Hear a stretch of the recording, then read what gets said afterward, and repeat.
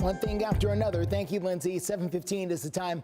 The city of Nashville continues to grow, but for a lot of people who already live here, trying to stay in the neighborhood where you are is getting harder and harder. One real estate expert is calling this trend the 30-40-30 divide. So what does that mean? Well, it means that the top 30% of people can afford to go to brand new homes. Another 30% can get help from the government. But that 40% it's in the middle, somehow they're left out.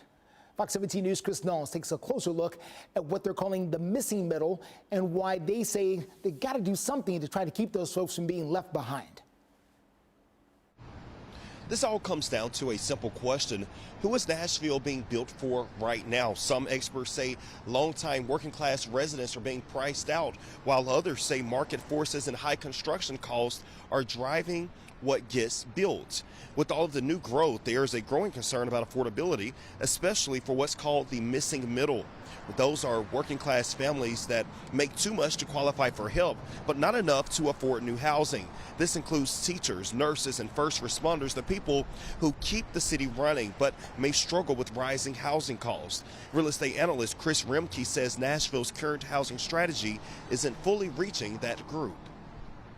And so I think that instead of fooling ourselves, we need a serious conversation in the planning rooms about how do we find ways to serve the folks that need to be served. Remke points to some areas with higher vacancy rates where units remain empty while prices stay relatively high. He says that can signal developers are targeting higher income renters. But the Urban Institute says that rising land prices, labor, and material costs can make it difficult to build lower cost housing even when the demand is there.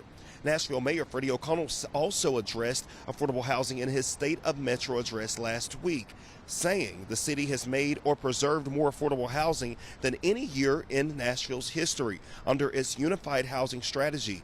He also announced plans for a 40% increase in funding, the largest investment the city has made in that effort.